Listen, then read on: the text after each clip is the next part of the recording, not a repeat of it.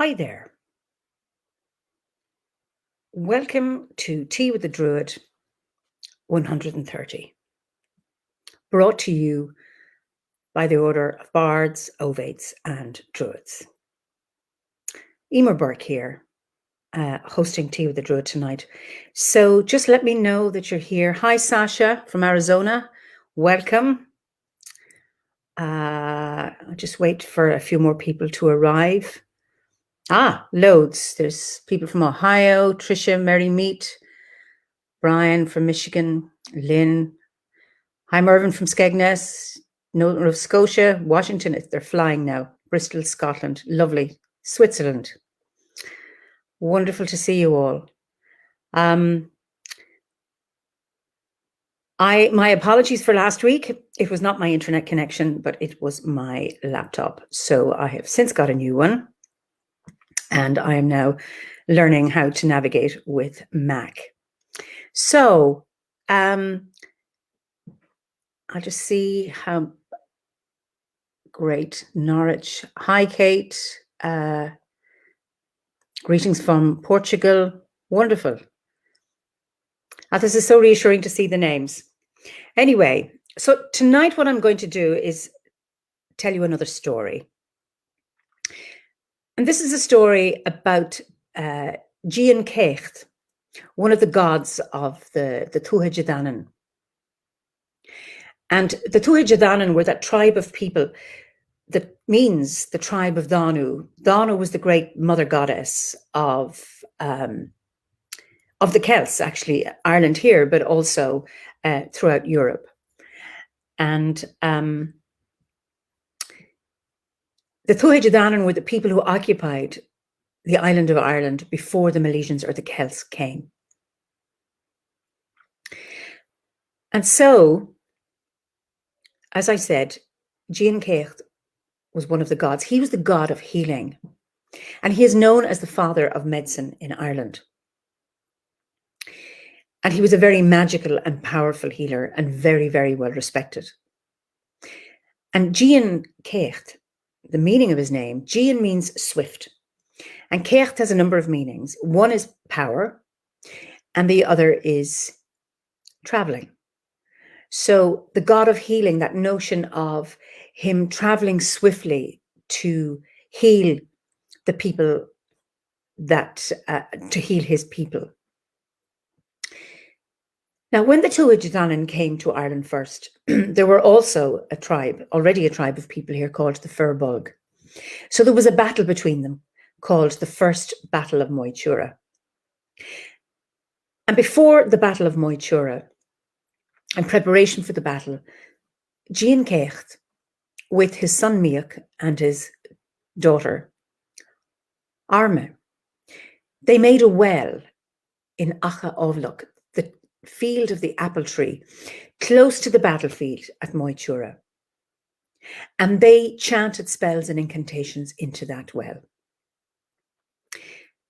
And as Diancecht and Miach and Arma stood over the well, Diancecht made this promise that all who were injured in the battle, except those who were beheaded or whose brain membrane or spinal cord were severed, if they were placed in the well would heal them, and they would be healed by Diancecht's hands.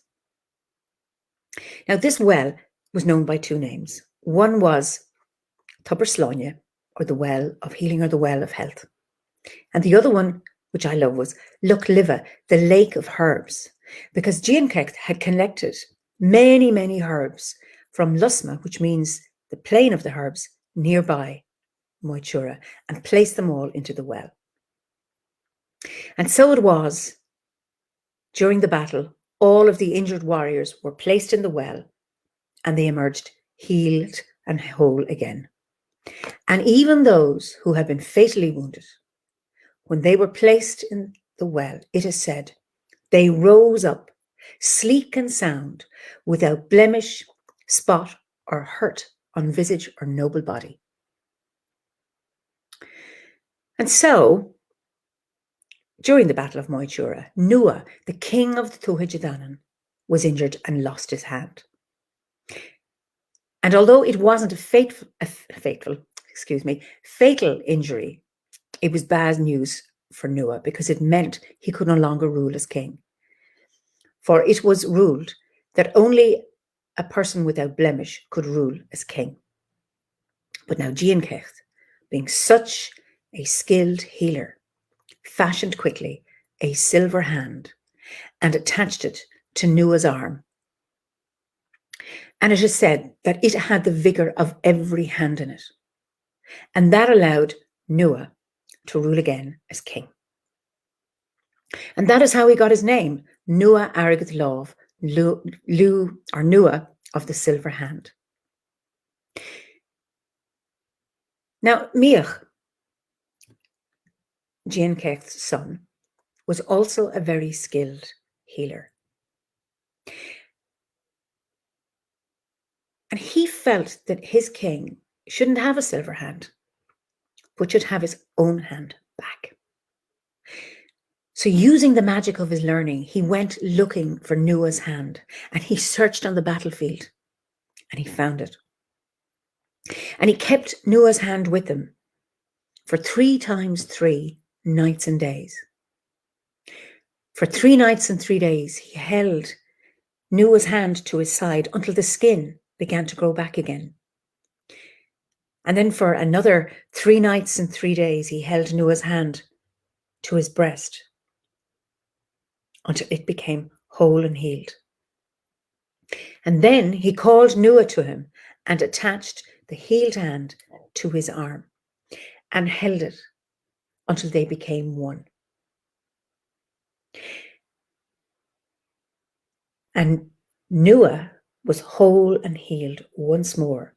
And it is said that so strong was the healed hand that it could catch wisps of burnt bulrushes with it.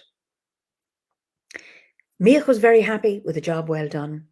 And of course, so was Nua, to have his own hand back. But one person who was not happy, and that was Diancecht. He flew into a jealous rage. How dare his son upstage him and make him look bad? After all he had taught him, after all he had done for his son, for him to treat him in this way. And it went round and round in his head, angry and raging. And he picked up his shiny sword and he went to confront Miach. And he did. How dare you, he said. How dare you upstage me?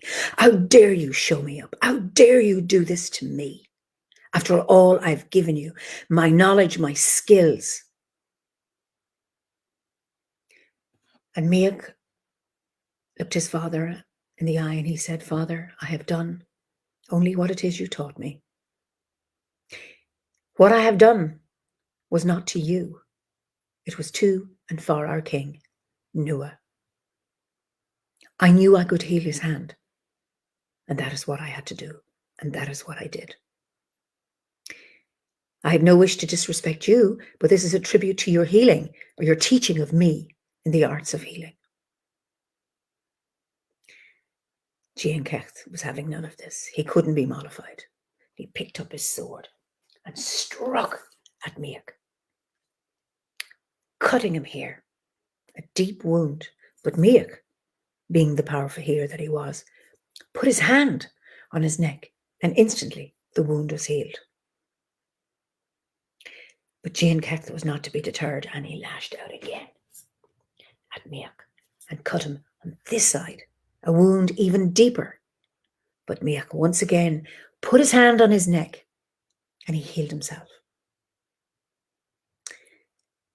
And Diancecht was still in such a rage.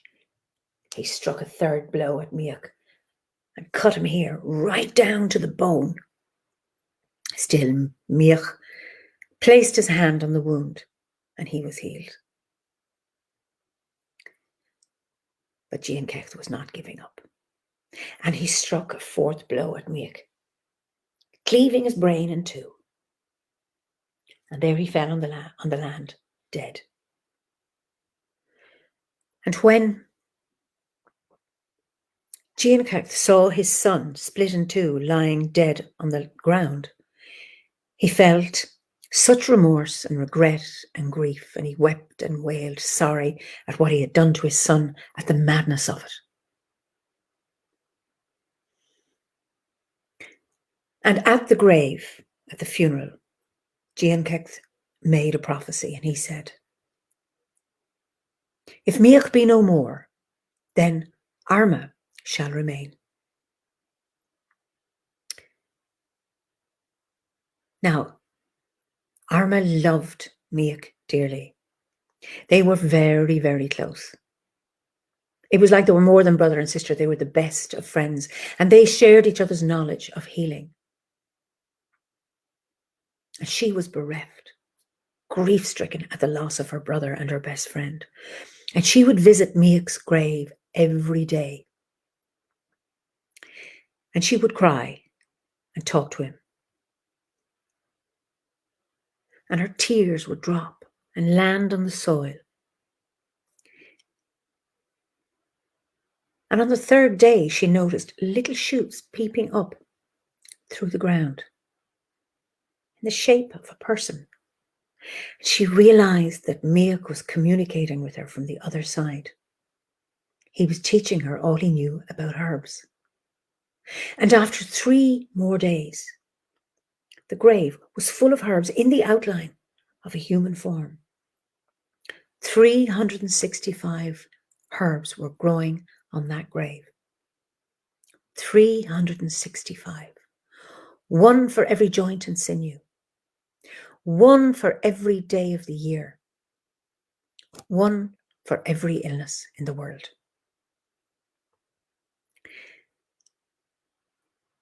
So Arma was so pleased. She took her cloak off and she laid it down on the ground and carefully began to pick the herbs from the grave and lay them out in the same format that was on the grave itself.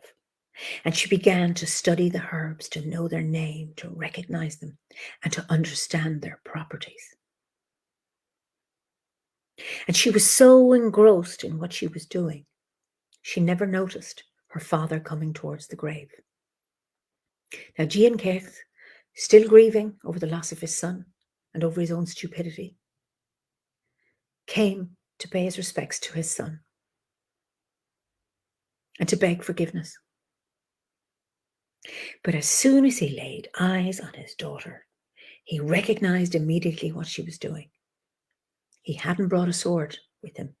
He wasn't going to kill her. He wasn't going to kill 2 children. But all thoughts of grief, remorse, repentance were gone to be replaced by his jealous rage again. And he ran up to where Arma was sitting at the grave, picked up the cloak, shook it out, and scattered the herbs to the 4 quarters. He was not going to be upstaged by his daughter. It was bad enough what his son had done. He could see no reason, but he laid not a hand on his daughter. He took one look at her, turned away, angry but glad that she had been foiled.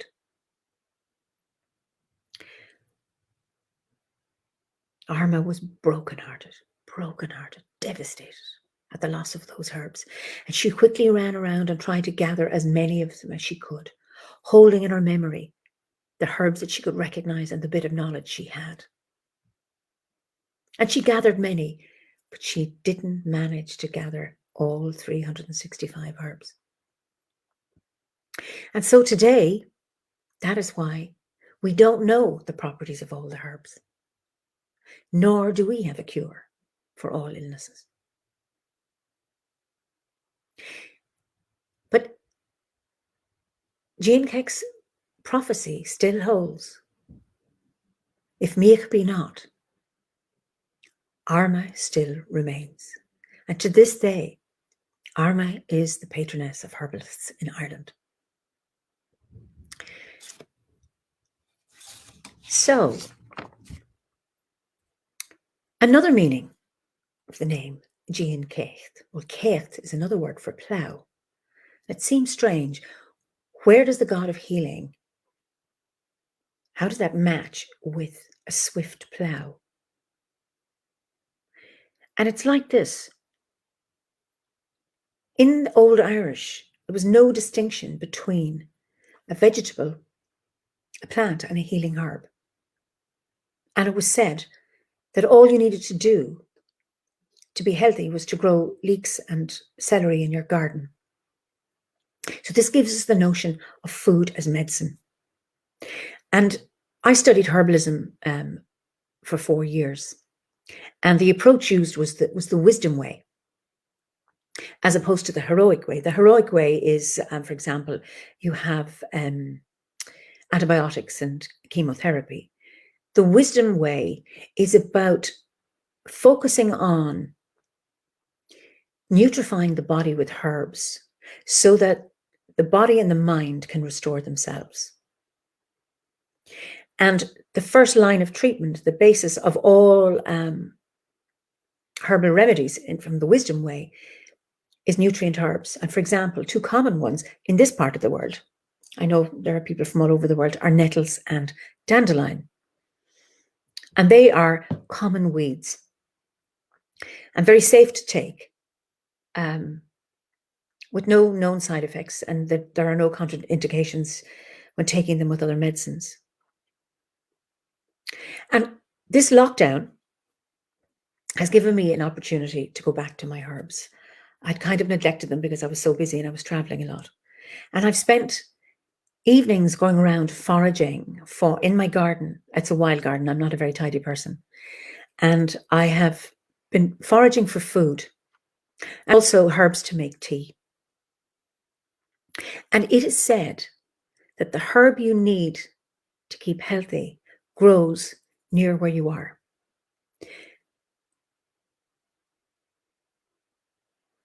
And I have a friend who is a member of the order who swears by nettle, particularly nettle seeds. And the nettles in Ireland are beginning to come into seed. And she has a very stressful job, and she's been working from home during the pandemic. And she's been able to now, in these last 2 weeks, to go out to the nettles, pick the seeds and rub them between her finger and thumb to get rid of little insects and take them. And she swears that those nettle seeds are better at restoring her energy than any of the commercial energy drinks that she would normally have at work. So what I have here, you can see, I've I have rose and I have lemon balm. Now, rose is scented. Any rose that is scented has healing essential oils. Lemon balm is a calming nervine. And these are perfect for me tonight when I'm trying out my new technology again, and it's working so far. And here's my tea, lemon balm and rose. And as Druids, there is, in the ovate strand, we work with herbs. But even if you're not an ovate, it doesn't matter. That we have that strong nature connection. And isn't it wonderful to think that the plant we need grows near us someplace? And it may be a plant that you can actually take physically, or it may be a plant that you work with energetically. There are some plants that are not safe to take, like yew, for example, is poisonous. Now, having said that, heroically, it's used in the treatment of cancer. But if we were going with the wisdom way, we would work with it metaphysically. So I invite you during this time of lockdown to go out to wherever you are, the park, and notice what plants are there. It might be on the side of the road. It might be in your own garden if you have one. Or what is already growing, maybe on a window box. Is that the herb you need? And to be able to communicate with it and find out what it has to teach you. I'm conscious that we're coming out of time, so if we had more time, if I hadn't gone on so long with my story, we could have done a meditation on this.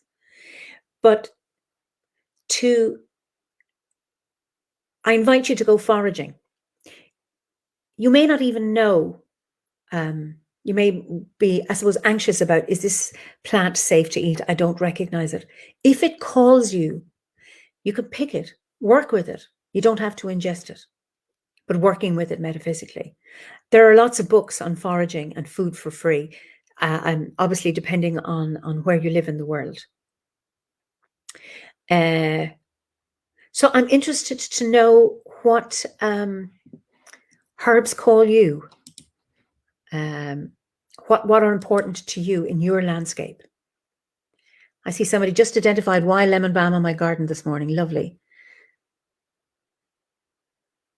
Rose petals, amazing the difference they taste. Fabulous. I was just checking up on roses. What does it say? It cures all fluxes, whatever a flux is, but I think it sounds great. It's great to strengthen the heart, the stomach, but even the scent of plants.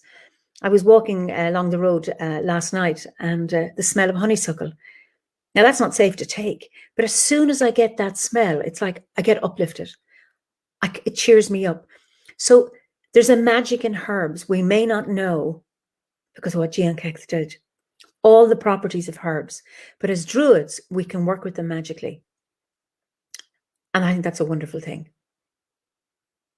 So I'm growing a chamomile log. Beautiful. Chamomile is a wonderful calming herb as well. Great for sleep and also great for skin.